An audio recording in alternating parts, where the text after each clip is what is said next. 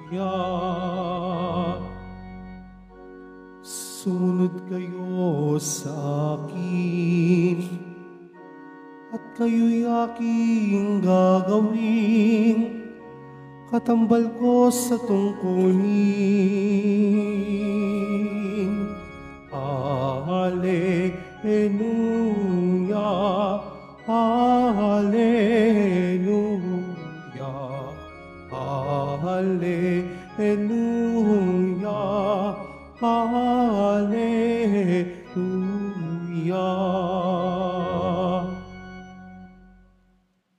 Sumainyo ang Panginoon. At sumaiyo rin. Ang mabuting balita ng Panginoon ayon kay San Lucas. Papuri sa iyo, Panginoon.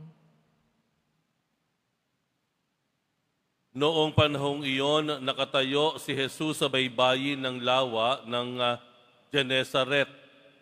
Pinagkalimpumpunan siya ng napakaraming tao na ibig makarinig ng salita ng Diyos. May nakita siyang 2 bangka sa baybayin. Nakalunsad na ang mga mangingisda at naghuhugas ng kanilang mga lambat. Lumulan siya sa isa sa mga bangka at hiniling kay Simong may-ari nito na ilayo ng kaunti sa tabi. Naupo siya sa bangka at nangaral sa mga tao. Pagkatapos niyang magsalita, ay sinabi niya kay Simon, "Pumalaot kayo at ihulog ang mga lambat upang manghuli." Sumagot si Simon, "Guro, magdamag po kaming nagpagod at wala kaming nahuli. Ngunit dahil sa sinabi ninyo, ihuhulog ko ang mga lambat." Gayon nga ang ginawa nila, at sa dami ng kanilang huli ay halos magkansisira ang kanilang mga lambat. Kaya't kinawayan nila ang kanilang mga kasamahang nasa ibang bangka upang patulong. At lumapit naman ang mga ito. Napuno ang 2 bangka na halos lumubog. Nang makita iyon ni Simon Pedro, siya'y nagpatira pa sa paanan ni Jesus at nagsabi, "Lumayo po kayo sa akin, Panginoon, sapagkat ako'y makasalanan." Nang gilala siya at ang kanyang mga kasama dahil sa dami ng kanilang huli. Gayon din sina Santiago at Juan, mga anak ni Zebedeo, na mga kasosyo ni Simon. At sinabi ni Jesus kay Simon, "Huwag kang matakot. Mula ngayon ay mamamalayak ka na ng mga tao." Nang maitabi na nila ang kanilang mga bangka, iniwan nila ang lahat at sumunod kay Jesus. Ang mabuting balita ng Panginoon. Pinupuri ka namin, Panginoong Hesukristo. Magsiupo po ang lahat. Magandang umaga po sa kanilang lahat dito sa ating simbahan sa Quiapo. At ganoon din naman yung ating mga kababayan mula sa iba't ibang bahagi ng Pilipinas, maging sa ibayong dagat, sa iba't bahagi ng mundo. Mainit na pagbati po mula po dito sa Basilica Menor at Pambansang Dambana ni Jesus Nazareno. Sa umaga pong ito, meron tayong 3 uri. Yan. 3 uri ng pagtawag ng Diyos sa atin. Yan. 3. Una, tinatawag tayo ng Diyos ng bagay na napakadali na sa atin. Madali lang eh. Ano ibig kong sabihin? Tingnan dyan sa Ebanghelyo. Yung si Jesus ay nasa baybayin ng lawa ng Genesaret. Nangangaral siya sa napakaraming tao.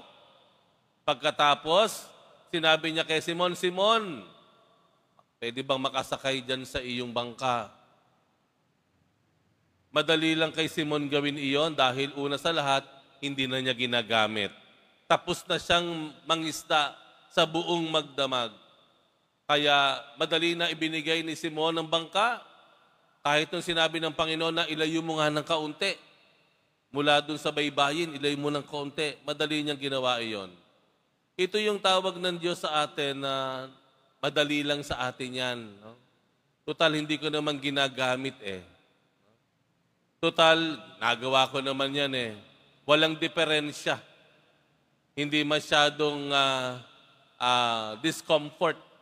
Walang masyadong hirap yan. May mga ganun tawag ang Diyos sa atin. No?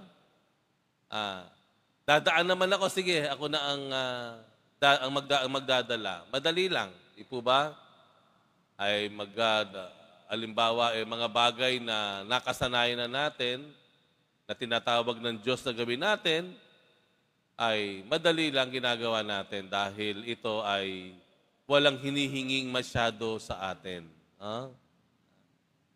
Pero merong ikalawa na tawag ang Diyos sa atin. Ito yung tinatawag niya tayo na gawin ng mga bagay na nahihirapan tayo. Na mayroong kaunting pagtanggi. Ano ibig kong sabihin? Pagkatapos mangaral ang Panginoong Jesus sa mga tao, ano sabi niya sila Simon Pedro, sa kanyang kapatid na si Andres, Santiago at si Juan, kanyang mga business partners. No? Ang sabi ng Panginoon sa kanila, lumayo nga kayo ng kaunti. Pumunta kayo ng laot. Pumagitna uli kayo. At, ano sabi? Ihulog niyo uli ang inyong lambat. Mangisda uli kayo. Sandali. Sandali, parang sabi ni Pedro, magdamag na po kaming ng huli ng isda. Wala kaming nahuli. Tapos sasabihin niyo sa amin, pumalaot uli kami at ihagis uli ang lambat? Ito yung tawag ng Diyos na medyo may hinihingi sa atin at may pagtanggi tayo. Halimbawa na lamang po, no? Ay batiin mo na yung kaaway mo. Isauli mo na yung kinuha mo. Yan, yung mga pagtanggi yan. Ang hirap nun, di ba? Ibaba mo na yung pride mo. Ikaw na nga lumapit sa kanya. At ako ang lalapit. Siya ang may atraso sa akin. Magsimba ka naman. Hirap, pag araw ng linggo, pagod na ako nun. Buong linggo na ako nagtatrabaho. Yung linggo na lang ang pahinga ko at gagawin ko yung mga gawaing bahay na hindi ko nagawa. Naiintindihan na ng Panginoon yun. May mga ganyan tawag ang Diyos sa atin, na mayroong pagtanggi. No? Kilala ko na yan. Tako, gagawin niya uli yan. Di ba ganun? Hindi ko nalalapitan yan. Paulit-ulit na lang yan eh. Mamimihasa. Yan, di ba? Dala na ako. Ayoko na. Ito yung mga paanyaya ng Panginoon na tayo ay gumawa ng mabuti, makipagkasundo, makipagbate, makapagpaliwanagan. Pero parang puno na tayo. Ayoko na. Yun yung ikalawa. Pero ang totoo niyan, mahirap man, pero yun ang pinapagawa ng Diyos sa atin. Pinapagawa ng Diyos sa atin yan dahil alam ng Diyos sa bandang huli, yan ay makabubuti sa atin. Mahirap?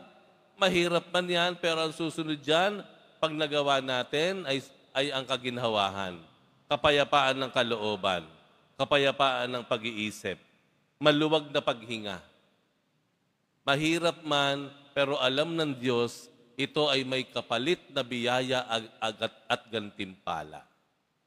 Pangalawang tawag. Yung una, madali lang yan eh. Pangalawa, mahirap. Pero mayroong pangatlong tawag ang Diyos. Ano ito? Ito yung tawag na tayo ay magbago. Ayan. Tayo ay magbago. Tingnan niyo sa bandang huli. Nung makita nila Simon Pedro, nila Andres, Juan at Santiago, na halos lumubog yung kanilang mga bangka, na hindi maipaliwanag na pagkatapos ng isang magdamag na pangingisda at walang nahuli, Pero sa isang iglap, nung sinabi nung itong si Jesus na ibaba ang lambat, punong-puno na ang bangka. Kailangan pa nilang magtulungan para madala sa pampang o sa dalampasigan yung huli. Nung makita nila ang isang parang himala sa kanilang harapan, ano ang ginawa ni Simon? Nagpatira pa. Panginoon, ako'y makasalanan. Ako'y makasalanan. Ano sabi ng Panginoon sa kanya? Pedro, ikaw ay magiging mamamalakaya ng tao. Ano ibig sabihin ng mamamalakaya? Ikaw ay magiging mangingisda pa rin, pero ang uhulihin mo na mga tao papalapit sa Diyos. Pagbabago. No? Pagbabago, nagsisimula sa pagsisisi. Ito yung tawag ng Diyos sa atin na minsan, ang dapat baguhin hindi yung tao na nakakaalitan natin, hindi yung kalagayan natin sa buhay na napakahirap naman, inaabuso tayo, niloloko tayo, pinagsasamantalahan tayo. Baka ang dapat baguhin, hindi yung mga taong nakaaway natin, hindi yung kalagayan natin sa buhay. Ang dapat baguhin ay ang ating sarili. Yung pagbabago ng ating sarili. Pagpapakumbaba, para kahit sino pa man ang may nauna, ang may kasalanan, malalapitan natin at tayo makikipagkasundo. Pagbabago na kahit ganyan ang buhay natin, kahit mahirap, hindi ko na kailangang manloko, hindi ko kailangang mangupit, hindi ko kailangang magnakaw, hindi ko kailangang mandukot, halimbawa. Ganyan ang buhay, pero kahit mahirap ang buhay, hindi ko kailangang magkasala. Yun ang tawag ng Diyos sa bandang huli. Ang babaguhin ay hindi yung nasa labas natin, kundi ang babaguhin ay di yung kalooban natin. Kaya ano nangyari sa bandang huli? Nung parang nagsisi, no? Si Simon at ang kanyang mga kasamahan, sila ay iniwan na nila ang lahat at sumunod sa Panginoon.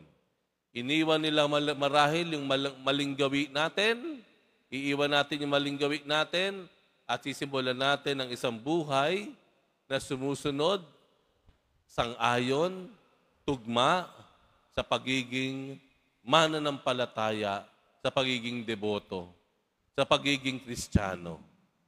Tatlong uri ng pagtawag ng Diyos sa atin. Nasa saan na tayo dito? Nandun ba tayo sa una? Ang ginagawa lang natin, yung kayang-kaya natin? Nandun ba tayo sa pangalawa, na napakahirap ng pinapagawa ng Diyos sa atin, pero gagawin pa rin natin? O nandun tayo sa pangatlo, wala mang baguhin sa papaligid natin, sa mga taong nakapaligid sa atin, na pagtanto natin nang dapat palang magbago ay ang aking sarili. Ang kailangan ko palang baguhin ang aking sarili para ganap o tuluyang maramdaman ang kaginhawahan at kapayapaan ng ating kalooban.